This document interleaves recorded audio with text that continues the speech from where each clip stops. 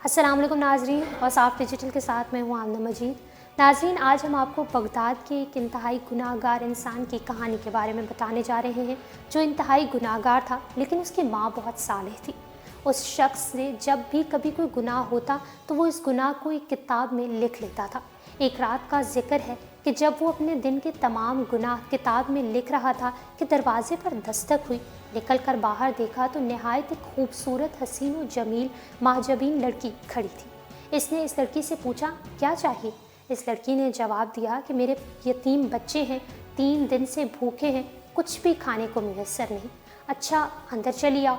उस शख्स ने इस लड़की को घर आने की दावत दी और अंदर बुलाया और दरवाज़ा बंद कर दिया, क्योंकि इस औरत को देखकर शायद उस शख्स की नीयत ख़राब हो चुकी थी।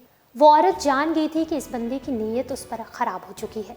उस तरह उस शख्स ने उस औरत को ज़बरदस्ती अपनी तरफ किया तो उसने कहा कि ए मुसीबतों को दूर करने वाले, मुझे इस इंसान से बचाओ, और अपने मरने को भूल जाने वाले ए इंसान, मुझे तो तुम मौत से गाफिल नज़र आते हो। क्या तुमने इससे कोई सबक हासिल नहीं किया कि तुमसे बेहतर और ताकतवर लोगों को मौत खा गई? उनको भी इस दुनिया से सिवाय थोड़ी सी रोज़ी और कपड़े के कुछ भी ना नसीब हुआ, और जो मंजिलें और बड़े बड़े घर उन्होंने आबाद किए वो भी खाली हाथ रह गए, और तुम खुद भी कल या अगले रोज़ तने तनहा कब्रिस्तान में जा गुज़ीर हो जाओगे, उनकी हमसायगी में चले जाओगे। ऐ मेरे परवरदिगार, मेरी फ़रियाद को सुन और इस इंसान से मुझे बचा।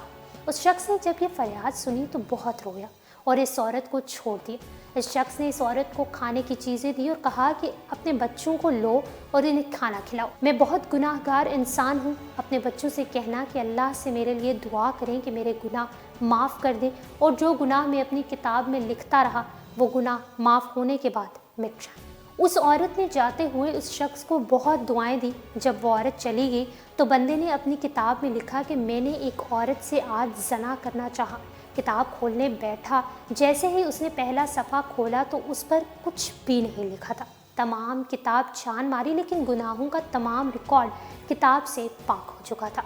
उस शख्स ने अल्लाह का शुक्र अदा किया और माँ के पास चला गया और कहा कि उसके गुनाह माफ़ हो गए हैं, क्योंकि मैंने अल्लाह पाक से एक औरत के हाथ पर सुलह कर ली।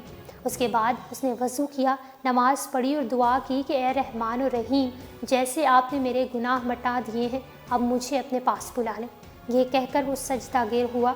माँ ने जब देखा कि सजदा तवील हो गया तो उसने हरकत दी तो देखा कि रूह परवास कर चुकी थी और उस शख्स का इंतकाल हो चुका था। साफ डिजिटल से फिलवक्त इतना ही। हम उम्मीद करते हैं कि आपको हमारी ये कहानी ज़रूर पसंद आई होगी। डेली साफ को इंस्टाग्राम पर फॉलो करने के लिए डिस्क्रिप्शन में दिए गए लिंक पर क्लिक करिए।